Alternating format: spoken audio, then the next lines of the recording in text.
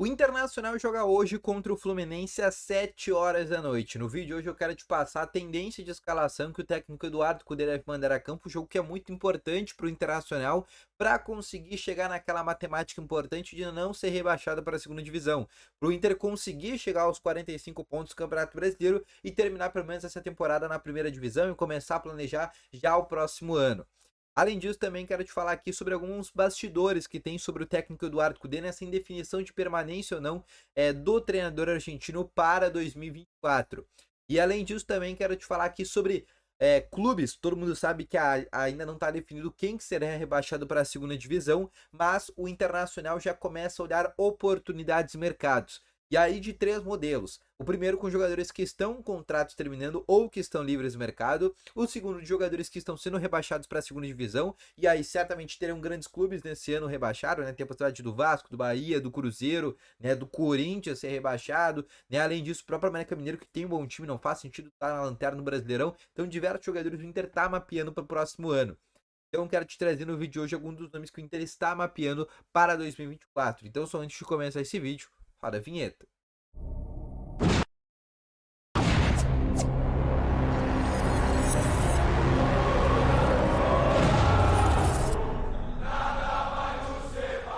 Bom dia, Colorado! Sejam muito bem-vindos aqui com novas informações sobre o Internacional. E só antes de a gente começar esse vídeo, não esquece já de deixar aquele teu gostei, te inscrever no canal se tornar não é inscrito e ativar também as notificações. Além disso, primeiro link na descrição, Ativo Ultra, o melhor estimulante para você que quer ter uma melhora na performance entre quatro paredes. Uma cápsula dura mais de 4 dias e é para homens de todas as idades, então não perde tempo, clica no primeiro link na descrição.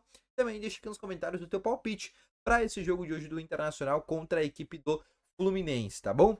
Falando exatamente sobre essa partida, sobre esse jogo do Internacional nesse momento, lembrando que para esse jogo o técnico Eduardo Cudê deve colocar exatamente, praticamente o mesmo time que ganhou por 2-1 contra o Cruzeiro, tá bom? Vai ser o goleiro Sérgio Rocher no gol, Fabrício Bustos na lateral direita, Vitão Mercado. E aí na lateral esquerda a grande dúvida se permanece o Dalbert, que vem fazendo atuações horrorosas, ou se volta o Nico Hernandes, que está recuperado da sua torção, uma entorse que ele teve no tornozelo direito, tá? Mas a tendência é para Nico Hernandes na lateral esquerda. Além disso, meio de campo com Johnny Arangues, Alan Patrick, Maurício Wanderson na frente, Ener Valencia. Essa deve ser a escalação que o técnico Eduardo Cudê deve colocar a campo, tá bom? Além disso, falando sobre o Fluminense, tá? O Fluminense ele só foi se reapresentar depois do título da Libertadores que aconteceu no último sábado contra o Boca Juniors, só ontem, na terça-feira à tarde ainda, tá? Lembrando que no final da tarde eles viajaram para Porto Alegre.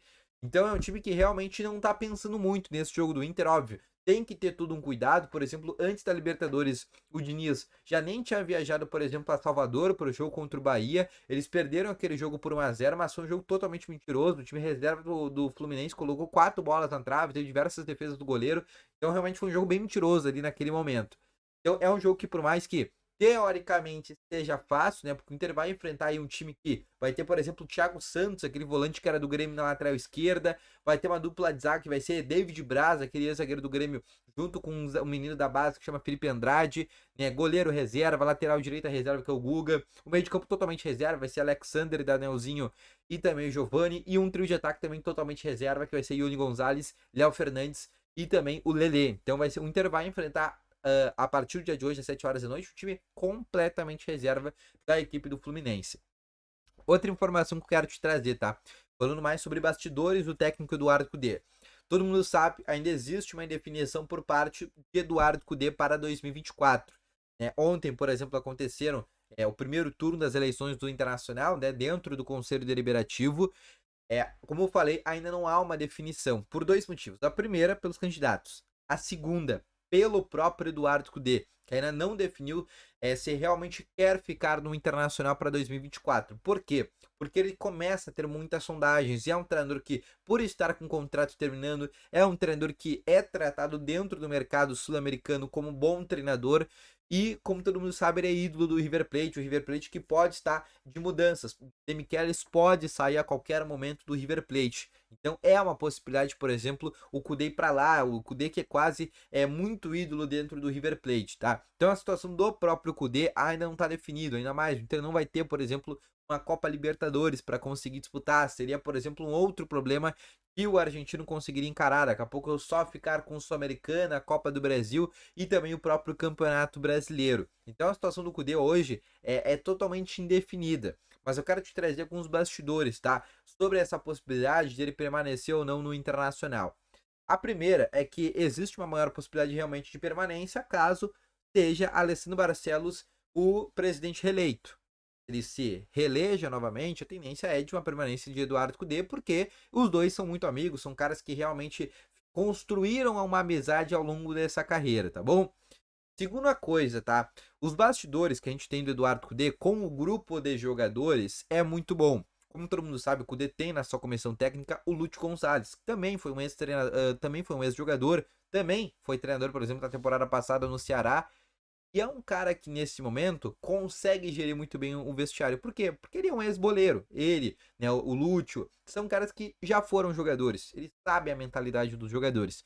Então, a questão do vestiário hoje do Inter tá muito tranquilo. Quando ele tem a chave, né, do vestiário, e o vestiário tá muito bem gerido. Ainda tem, por exemplo, o Magrão, que também só vai permanecer caso aconteça a reeleição por parte do Barcelos. Então, teoricamente, o vestiário hoje não é um problema. Isso é mais um bastidor que, teoricamente, tranquiliza para uma permanência do Cudê para a próxima temporada, porque ele tem, nesse momento, pelo menos, o grupo na mão. A terceira coisa já é um sinal do próprio Cudê, né? E como eu falei anteriormente, ele ainda não sabe, ele não se definiu ainda se vai permanecer ou não no Inter, mas há um primeiro sinal pelo fato de ele estar muito feliz aqui em Porto Alegre, ele acaba optando pela renovação de contrato de mais um ano, mais 2 anos, enfim. Então, ainda não foi decidido essa situação, porém os bastidores para o Cudê permanecer são mais bons do que ruins. Tem algumas coisas ruins, como por exemplo, as leituras de jogo que ele tem no segundo tempo, é uma das críticas que podem ser feitas ao trabalho do Cudê, mas tirando isso, foi um cara que com 4 meses de trabalho conseguiu levar, por exemplo, o Inter para uma semifinal de Libertadores. Outra coisa que eu quero te falar também, tá? O Inter, né? Quando eu digo Inter, tá? Eu digo a atual direção do Inter tá começando já a mapear o mercado para 2024. E vai ter diversas oportunidades no fim da temporada. Primeiro com os times que serão rebaixados. A gente não sabe ainda, mas já sabe que tem Curitiba, tem o América Mineiro que tem jogadores ali interessantes. Tem, por exemplo, o atacante, né, que tem 10 gols nesse atual Campeonato Brasileiro, que é o Gonzalo Mastriani, que é um jogador que interessa a muitos clubes do futebol brasileiro. Eu vou pegar os times que hoje estão na zona do rebaixamento, tá? O Goiás, por exemplo, tem um meio atacante que é o Guilherme Marques, que é um jogador que interessou o Inter no começo do ano. É um jogador que tem 6 gols e 6 assistências nessa temporada pelo Goiás, que é um time que sofre muito, né, do coletivo. Guilherme Marques conseguiu se destacar por lá. Pegar outros times daí, eu vou pegar os times que estão, por exemplo, dentro da zona de rebaixamento. Pegar o caso hoje do Cruzeiro que está na zona.